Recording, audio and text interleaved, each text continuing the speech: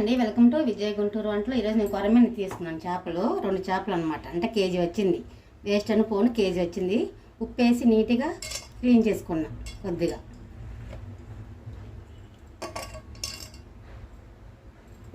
ఇప్పుడు దీనిలో కొద్దిగా సరిపడినంత సాల్ట్ వేసుకుందాం. కొద్దిగా 1 స్పూన్ దాకా సాల్టు, 1 చిటికెడంత పసుపు,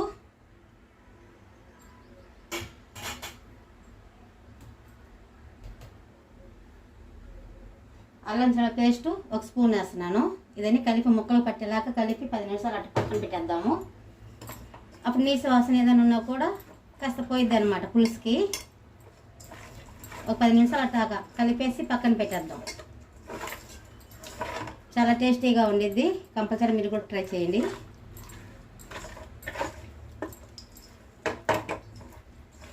అంటే 550 తీసుకున్నాడు అనమాట. 2 చేపలకి 550 అయింది. కలిపాను కదా, ఒక 10 నిమిషాలు అటు పక్కన పెట్టేద్దాం. మూత పెట్టి మసాలా రెడీ చేసుకుందాం. ఫస్ట్ ఇప్పుడు మసాలా వేపుకుందాము. మిరియాలు, మెంతులు, జీలకర్ర, ఎండు కొబ్బరి, ధనియాలు, గసగసాలు, లవంగాలు, చెక్క 4 యాలక్కాయలు 3. ఇదన్నీ దోరగా వేపుకోవాలి. మసాలా దినుసులు తక్కువ మంటలోనే బాగా ఫ్రై చేసుకోవాలి. పచ్చి వాసన పోయేదాకా బాగా వేపుకోవాలన్నమాట. అలాగే ఫ్రై అవుతూ ఉండిద్ది. నేను 100 గ్రాముల చింతపండు తీసుకున్నాను. కొద్దిగా పులుపు ఎక్కువగా ఉండాలి చేపల కర్రీకి. నానబెట్టుకుందాం. వాటర్ పోసుకొని బాగా నానాలి. ఒక 10 నిమిషాల దాకా నానబెట్టుకోవాలి. గుజ్జు తీసుకోవాలి దీంట్లో నుంచి. ఇది తక్కువ మంటలోనే ఫ్రై అవ్వాలన్నమాట. ఇది మసాలా దినుసులు.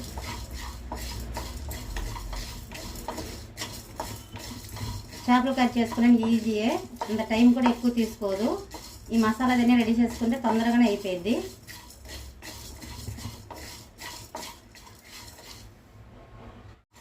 ఆ గసగసాలు కూడా చిట్టుపట్లు ఆడుతుంది కదా, ఇంక సరిపోతుంది. ఫ్రై అయిపోయింది.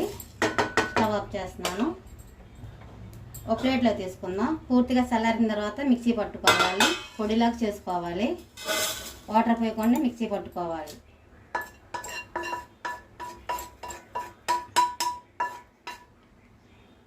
అలాగే పెద్ద సైజు ఉల్లిపాయలు తీసుకున్నాను 2.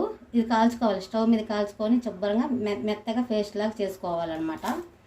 కొంచెం టైం ఎక్కువ తీసుకునేది కాబట్టి అదన్నీ చీపటానికి లేదు. అందుకని ఇప్పుడు ఈ వీడియోలో చూపించేస్తున్నాను.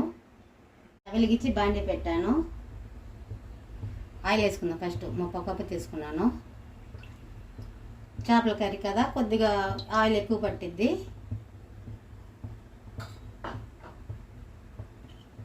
దాల్చిన చెక్క 2 వేసామో వేయలేదా అట్టాగా ఉండాలి. ఒక 2 దాల్చిన చెక్క తీసుకున్నాను. కరివేపాకు ఒక 4 రెబ్బలు.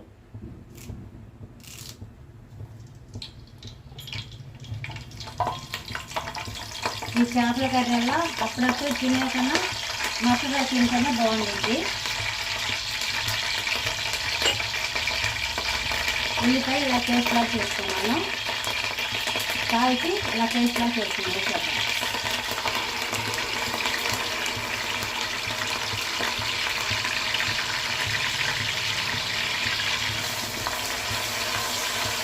కాల్చాను కదా, అంత పచ్చివాసనే ఉండదు. బాగా పొయ్యి మీద బాగా మగ్గిందనమాట ఉల్లిపాయ. కాల్చినప్పుడు ఇంత పచ్చివాసనే రాదు. ఇలా చేసుకున్నా రాదు. 1 నిమిషం వరకు అలా ఫ్రై చేసుకుంటే సరిపోతుంది. ఎక్కువ టైం అవసరం లేదు.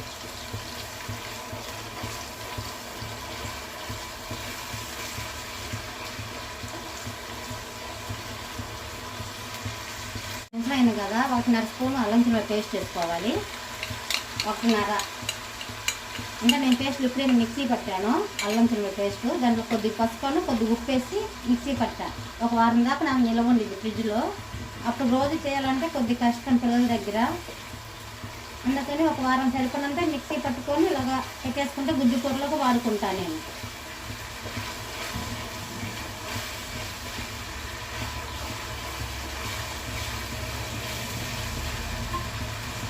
కారం ఒక 5 స్పూన్స్ తీసుకున్నాను. 5.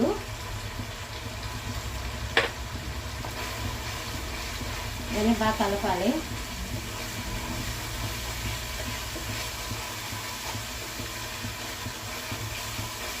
మంట తగ్గిద్దాం, లేకపోతే అడుగు పట్టిద్ది.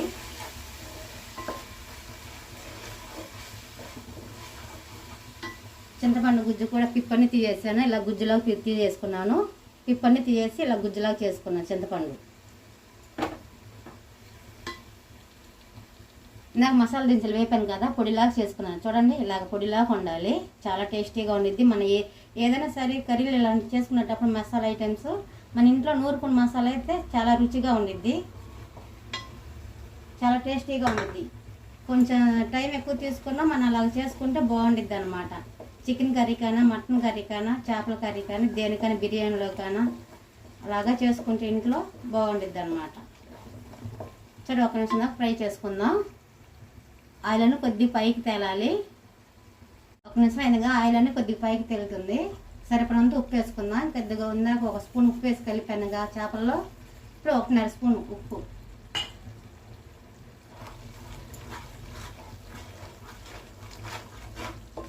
కలిపాను కదా. ఇప్పుడు చింతపండు గుజ్జు వేసుకుందాం.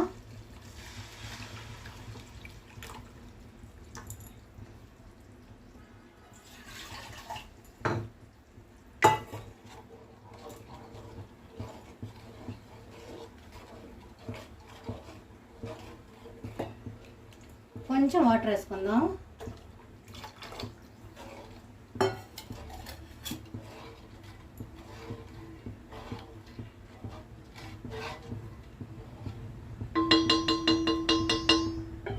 ఇప్పుడు ఒక పొంగు వచ్చేదాకా మూత పెట్టి, ఒక పొంగు వచ్చేదాకా కొద్దిగా ఉడకనియాలి, మరగనియాలి.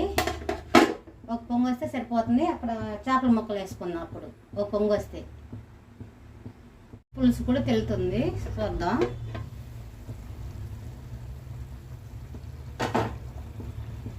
ఇలా తెల్లేటప్పుడు మసాలా పొడి ఇందాక మిక్సీ పట్టుకున్నాం కదా, వేసేద్దాం.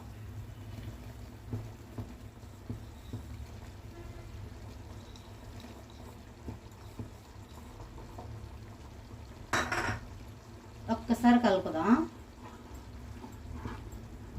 సువాసన మాత్రం సూపర్ అదిరిపోతుంది, కమ్మటి వాసన వస్తుంది అన్నమాట. కలిపాను కదా. ఇక్కడ 3 పచ్చిమిర్చి ఇలా ఘాట్లు పెట్టేసుకున్నాను, కట్ చేశాను, వేసేస్తున్నాను. ఇప్పుడు తక్కువ మంటలోనే ఇది ఒక 10 నిమిషాల దాకా ఉడకనియాలి బాగా. చేప ముక్కలు వేస్తున్నాను. ఒక 10 నిమిషాల దాకా అట్లాగా తక్కువ మంటలోనే ఉడకనియాలి బాగా.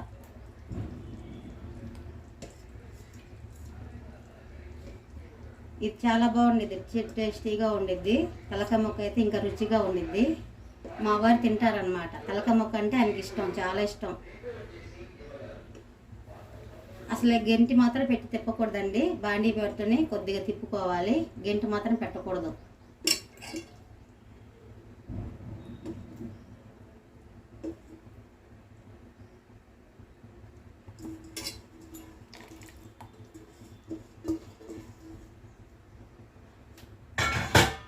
అలాగే వదిలేద్దాము 10 నిమిషాల దాకా. మామూలుగా బాండి తీసుకొని ఇలాగా కొద్దిగా తిప్పినట్టుగా పెట్టాడు, కానీ గెంటి మాత్రం పెట్టకూడదు. సిమ్లోనే ఒక 10 నిమిషాల దాకా ఉడకనిద్దాం. చూద్దాం, మూత తీసి 10 నిమిషాలు అయింది.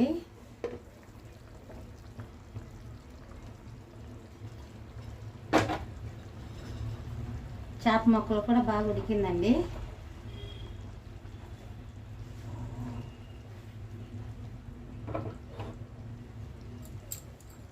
లాస్ట్లో కొంచెం కొత్తిమీర వేసుకుందాం.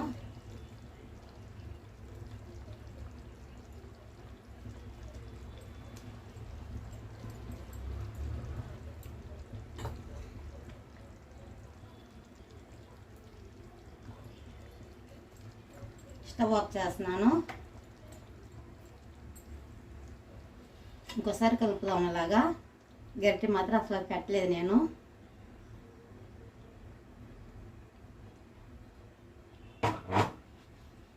ఒక బౌల్లో తీసుకుందాం.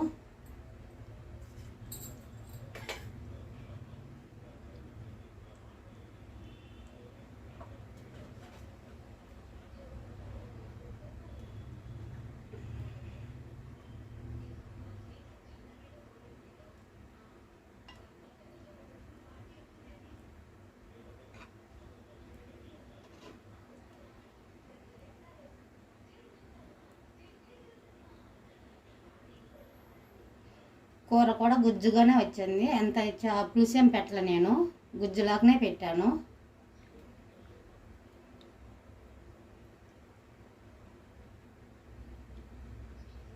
చాలా బాగుంది, టేస్టీగా ఉండిద్ది. మీరు కూడా కంపల్సరీ ట్రై చేయండి. కొరమైన పులుసు అంటే ఎవరికైనా ఇష్టం లేకుండా ఉండిద్దా? ఇష్టమే కదా అందరికీ. అంతేనండి వీడియో. మా వీడియోకి నేను నచ్చినట్లయితే లైక్ చేయండి, షేర్ చేయండి, సబ్స్క్రైబ్ చేయడం మాత్రం మర్చిపోకండి. మంచి మంచి వీడియోలు చూపిస్తే నచ్చితే మీ ఫ్రెండ్స్కి కూడా షేర్ చేయండి. నెక్స్ట్ వీడియోలో కలుద్దాం.